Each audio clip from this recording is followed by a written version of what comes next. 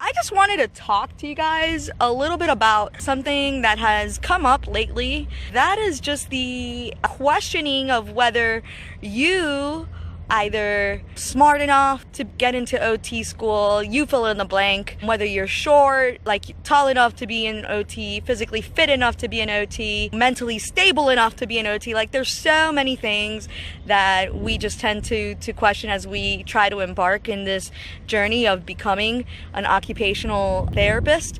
And I just wanted to basically share just a lot of truth, and hopefully this will encourage you guys and make you realize that those do not have to be limitations that stop you from pursuing this career if it's something that you truly desire and want for your life. Let's talk a little bit about being tall enough, okay?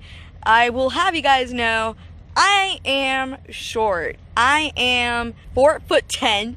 I don't even reach 5 feet, guys. I don't. It's just very funny to me when people that see me and they find out that I'm an occupational therapist in inpatient rehab, and they just see me walk into the room and maybe they're like a max assist for transfers. They're like, how are you going to get me from the bed to the wheelchair? There's no way that you can do it.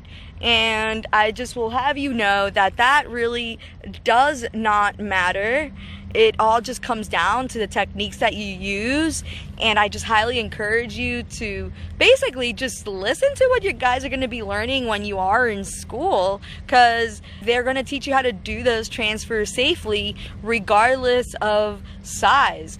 In the graduating class before mine, there was actually a young girl with what is called achondroplasia. Basically what achondroplasia is, it's a form of like dwarfism. I think she was like 4'2", maybe a little bit under 4 feet. I'm not sure what her height is, but she is an OT. I remember just hearing stories about how she was just very successful in, especially like in pediatrics. She was also very successful in outpatient ortho, which is what she's currently doing. So don't ever think that just because you have a certain stature that you can't be a part of this profession. There's also other forms of physical disabilities that would seem limiting in terms of how you engage in this career, but I actually also recently saw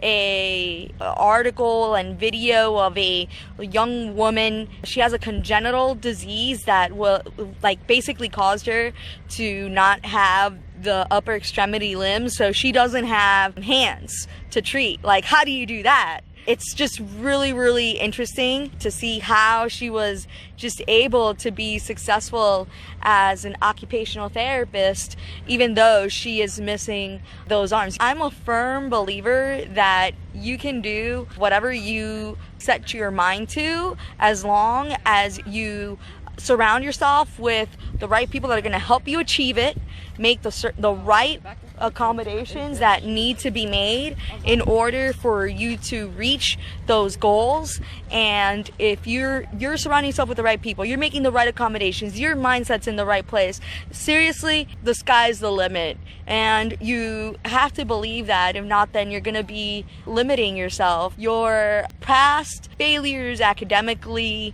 do not have to continue being your story as you continue into the path of trying to become an occupational therapist. I really just wanted to share that with you, and also just remind you that even personality goes a long way. You can actually be a reserved person and think that you're shy, but that does not mean that you're not going to be successful in the interview.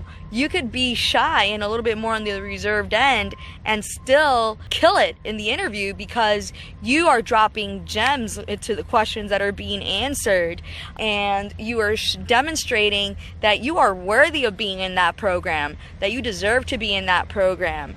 Like, there's no requirement in the OT admissions committee, you're looking into all these programs that say you have to be a certain height, that you have to be extroverted, that you have to have all four limbs, that you cannot have any mental health or learning disabilities in order to be a part of this profession. Like, nothing is written in any of the admission requirements that you need those things. So if you just get the right people in your corner, the right accommodations, and start making new habits and thinking a little bit more creatively as to how it is that you can succeed, it's going to make a major difference in your life as you try to pursue this.